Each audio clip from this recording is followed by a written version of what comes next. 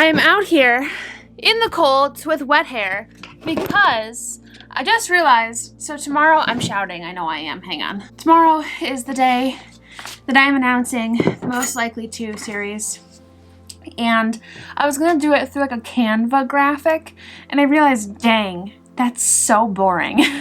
So I have come out here to change up this sign, which sucks a little bit because I actually did just change it. My spring sign, so that does suck. But we gotta do it. It's gotta be done. So let's roll.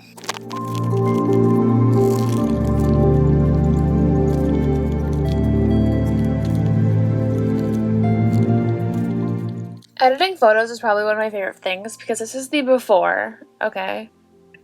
And that's the after. Like, I absolutely love editing. Like, I don't know why. I just like the before and after. A lot of the pictures though, I must have a setting off of my camera because they're a little like shaky. Like, it looks like I moved, even though when I take pictures, I make sure to stay perfectly still. And then this one I haven't done yet. So like, even just the difference of coloring between these ones, it's just interesting to me. It's probably not even coming up well on camera, but I announced the title of my new series today, Most Likely To. I'm still trying to figure out if I want to put the most likely to in the front of the series. The most likely to. Most likely to. I don't know what I want to do yet. I look very pale. Why is that? I don't know what I want to do. If it's the most likely to. We have time to figure it out, so that's fine. But I announced the series today. People seem to like it. I did like one of those like ask me anything questions, and we've getting questions come in. So I think I'm gonna save answering those for a video, and then maybe like make some Instagram graphics as well, perhaps. Oh, I'm happy today. It's fun. It's a fun day. Hello, hi. Welcome to this part of the vlog where we're talking about the Q&A of the Most Likely To series, which is my new book series that is coming out. The first book launches in August. So yes, the Most Likely To new series coming your way. You asked all the questions over on Instagram, so I decided I would answer them in a video. Probably just like for like the easiest way to do it, to be honest. Yeah, so you saw a few clips that were from last week, how I was prepping for the series name reveal and really excited about it, and it went over super well. I'm so glad you guys liked the trailer that I launched. I'm actually going to put it again at the end of this video as well, in case anybody missed it. Yeah, I'm glad you guys liked the trailer and the series name and are excited to hear more info about the series, and let's dive in to the questions you guys asked. Don't make too much fun of me. I did just wake up from a nap. So we have 1, 2, 3, 4, 13, 14 questions to answer. I was trying to keep track of who asked what, but there was a lot of questions that were asked more than one time, so I didn't keep track, so I am sorry. They are also not in order, so yeah, let's dive in. Does it in any way connect to love in Fenton County? No, these books don't connect to love in Fenton County at all. Like, I don't have a spot where they're set. I mean, I have their imaginary towns, but I actually don't put them in actual towns and then actual states. I don't ever really mention the state. I think I might at one point in the series, or I might make it known. I haven't really chosen a state yet, but without choosing a state and without choosing like actual towns, I feel like I have more creative freedom. But I do get questions sometimes, like, what state is it set in? The reason why I don't choose states is sometimes, like, if I want something at, like, a school district level, like, something to happen, there are some states where school district things are tied into the state politics, and I just don't feel like wasting my time researching that because, like, I don't know, it just doesn't feel as an important thing to research and to focus on, where if I don't mention the state, I would have more freedom, creative freedom. Do you know what I'm saying? How did I get to there from that question? No, it does not connect to love in Fenton County. What has been the biggest challenge of writing the series so far? So I'm only on book 2, writing book 2. I haven't written any of the other books yet. But so far, the biggest challenge has been nailing down the plot line. that's been tricky, which we'll talk about in a second. Is each book happening at the same time but told in a different point of view, or is it a long storyline? So it's tough to explain. Short answer is they're all happening kind of around the same time. So book one, they all revolve around the most likely to list being released at school. It is a list kind of like a superlatives list at school if you're voted like best hair. I was voted best hair. You know, most likely to crash their car, most likely to, or maybe like best smile was one, best personality was one. I had those at my school. So it's kind of like that. But this list is more so a negative thing to be on. It's not really something you want to be on. Everybody gossips about it. And so this list releases on the second Monday of the school year. And so for the most part, all of the stories are kind of close to that second Monday. Book 1 and 2 both start on that Monday. Book 3 is going to start potentially, like I have it planned in my head, is going to start, I think, a week before that Monday, because the most likely twos play a part in like the character's growth and stuff. So I do have it set around the day that the list launches. So it's not really a long storyline, but it comes back to, is it companions or one single storyline? It's definitely companion novels. You don't have to read them in order. You don't have to read them to understand what's going to happen in the next book. Like a lot of standalone series, if you do read them in order, you will feel kind of more like happier, yes, more excitement, because sometimes the characters will have crossover. So book 1 and book 2, that's kind of most where I think it's going to be heaviest, with character crossover. Book 3, we're going to be meeting a new character, and then book 4 will be that new characters in that character's universe. So I'm not explaining that very well, but what I mean to say is book 1 and book 2 are kind of more like there's the side character, and book 1 has their book in book 2. And then book 3 we meet a new character, and then a side character in book 3 has their book in book 4.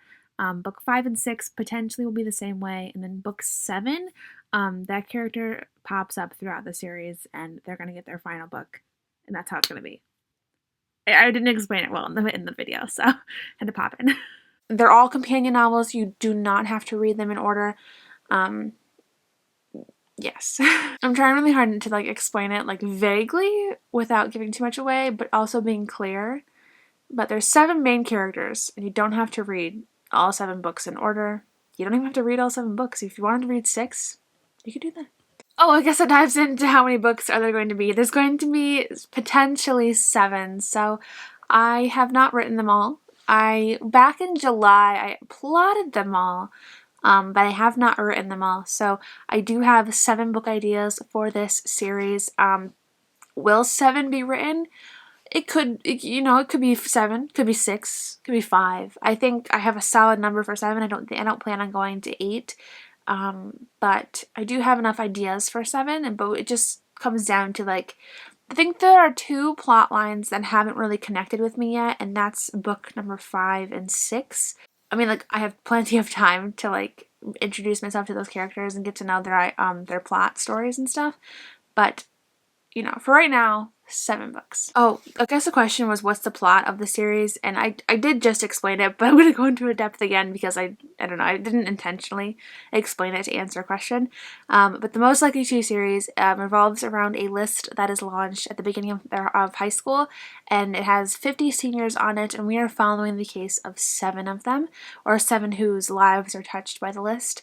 And we're seeing them kind of overcome things, you know. If you watched the trailer, there are 7 most likely twos in the trailer. So those are going to be the 7 most likely twos that I do touch on in the 7 books. So we're going to be following those characters, overcoming those kind of labels that they're given, watching it affect their view of themselves, their positivity, and watching them grow from it. So, and fall in love at the same time, because I write young adult romance. This is a young adult romance series, and they're gonna have a lot of love, and I'm so excited. Any trope hints? And I'm gonna say for now, no hints for now. I don't want to spoil too much right now because this is in like the way early stages. It's April. The book doesn't launch until like August 2nd. That's the first book. But I do plan on fast releasing these novels. We'll see how it goes. That's why I really want to get ahead and finish book 2, work on book 3, you know, have time. So book 1 is scheduled to release August. Book 2 is scheduled to release October. And then I have a book coming out in December, and then book 3 is scheduled to release February or March. Also, dates are subject to change totally. You know, it just depends. But that's my idea. That is my hope. We'll see if I can execute it. So, which most likely to is the first book about? Do I want to say this? Yeah, I feel like in vlogs, in live streams, I've kind of dropped hints. But this most likely to is most likely to marry a math book. And if you remember me talking about a trope previously, it's a trope I've never tried before. I've said it, it's out there, but I'm just gonna like, do I need to read any of your previous books to read this series? No. What is the trope of the first book? Like I said, it's out there. Many of you probably do know, because I know I've said it. If you're watching this YouTube video, you're going to get the inside scoop, because sometimes my Instagram audience and my YouTube audience don't cross over. So if you're watching the YouTube video, it's enemies to lovers. So, yeah. But I plan to do a trope reveal on Instagram, so if I do that, just pretend like you didn't know. Will some of the tropes we saw in Love in Fenton County be used again? Yes. Each book does have its own solid and established trope, more established than opposites attract. So I don't really want to give them away, but we have enemies to lovers as a book 1 trope. And I'm saying yes, you will see some of the other tropes from Love in Fenton County, so that could include friends to lovers and fake relationship. It does include friends, lovers, and fake relationship. You'll figure out when they come. The other 3 books in Love in Fenton County don't really have solid and established tropes, but all of the books in this series will. Are there any Love in Fenton County references or callbacks? And so I've only written 2 of the books, like we've talked about. I've debated on doing this or not. Like, part of me really, really, really wants to. Part of me thinks, like, should I just leave that series in the past? Like, I wrote this boy who was wearing a t-shirt, and I wrote it to have the Untapped Potential band logo on his t-shirt. Whether or not that gets left in, I don't know. Let me know down below. What would you guys think? Would you like to see those little sneaky callbacks and like tidbits, or would you rather just leave the series in the past? I mean, my heart it feels sad to like leave the series, but then again, like, it almost feels necessary to leave the series. It almost feels right to leave it and not do any like little, I don't even know what else other than that it would be, to be honest. But I did think about bringing Untapped Potential kind of back into this plotline. Not plotline, like Easter egg dropped hints, kind of like that, but nothing serious, nothing crazy. But let me know what you guys if you would like those kinds of throwaway liners. I'd be curious. How similar / different is it to Love in Fenton County? I would say it's similar. Love in Fenton County did have so If the Broom Fits, Can't Catch My Breath, kind of got a little bit more on the heavier emotional side. I liked that, but I was really afraid that my direction was going that way, like with my other books. And so these books will be lighter.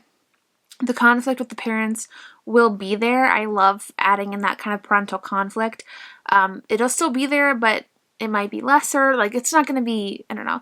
I feel like these books, tone-wise, come off more as Out of My League's tone than If the Broom Fits' tone. So you have more of that fun element rather than the moody teenager kind of vibes. Do you know what I'm saying? And then last question, right? Yes. What was the inspiration behind the whole series? Honestly, I had just finished the Love in Fenton County series, and I remember thinking, like, oh man, I really wish I had this series more interconnected and more solidly established. I wanted something in a series to, like, go off of rather than a county. I've seen a lot of authors base like their whole series surrounds the same high school. And I kind of wanted to do something like that, and I just did not want to do the same county because I feel like the county it's just not as tight knit as it could be. And at first I thought like I could do a series of best friends, but then I quickly realized that it's so tough getting all of those plot lines organized together. Yikes. And I was playing around with it, and I came up, and I was also playing around with like what could be a cute series name. And the phrase "most likely to" kind of popped in my head, and from that phrase we dived into like this whole thing, like what could be most likely to. Actually, I think I have my brainstorming page on my notebook. I probably cannot show you. So yeah, it says evolution of the most likely tos, most likely to tropes and titles overview, most likely to tags, most likely to series. So I kind of like jotted out, you know what I could show you? I could show you the inspiration board that I made and I put into my journal. So I will quick show you that, and yeah. So yeah, that is the inspiration. That is all of the stuff. When we get closer to the actual book launches, I will be releasing more information on that particular book once we get closer. I got really excited. I just wanted to share the whole series stuff, even though I probably should have waited maybe like another month, because the pre-order for the Most Likely To Book 1 doesn't come out until June. Yes, June. So, June. And we're in April. Oh my gosh. That's terrifying. Anyway, yeah, that is all the questions that I got from the Most Likely To series. If you have any ones that I didn't touch on, please leave them down below and I'll put them in another vlog. I'll put them in Friday's vlog. But yeah, I am so excited about this new series, you guys. I am excited to hear your thoughts and for you guys to meet these characters. I'm excited to release the tropes, the names, the covers, and all that fun stuff when we get closer to each book release. May is probably going to be the title reveal for book 1, and then we're gonna go from there. So yeah, thank you guys for watching. Keep on watching this channel if you're interested in more Camp NaNoWriMo content. I have my first camp vlog, like overview vlog, hitting Friday. I know I posted something a little bit about camp on Monday, but like my main camp vlog is on Friday. So keep an eye out for that. And yeah, if you enjoyed this video, please don't forget to hit that thumbs up button. It really does help me out, helps me grow, helps me reach new audiences. I'm Sarah Sutton. I'm an indie author of 6 young adult romance books, soon to be more, and I'll see you guys next time. Bye! When we get closer to the individual book launches, I will be releasing more information. When we get closer to the more... No, what was I saying? When we get closer to each individual book launch, I will be releasing more... Okay. Why can I not speak?